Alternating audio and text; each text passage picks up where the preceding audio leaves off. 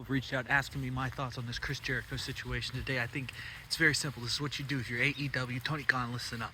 What you do is you suspend Chris Jericho pending an investigation. He does not wrestle on the pay-per-view tonight.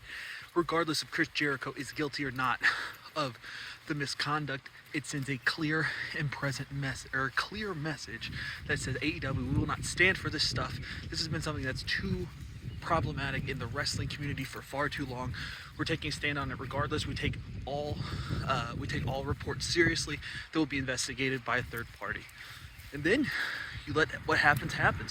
If Chris Jericho is indeed found guilty of sexual misconduct or wrongdoing out of the company, that's fine. He needs to go.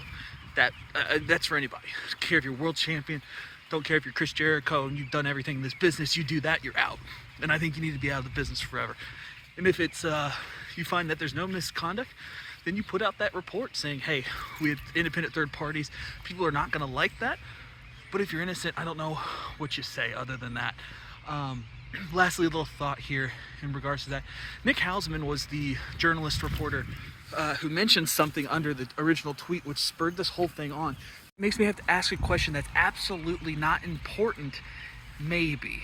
And my thing is, Nick Hausman, how long did you know that? Have you been sitting on that for 5 years since the incident happened, allegedly? Or is this new news? If you've been sitting on it for 5 years, I think that makes you culpable as well.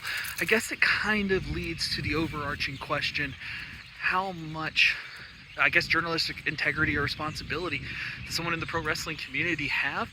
I don't know, I guess that's another topic for another day.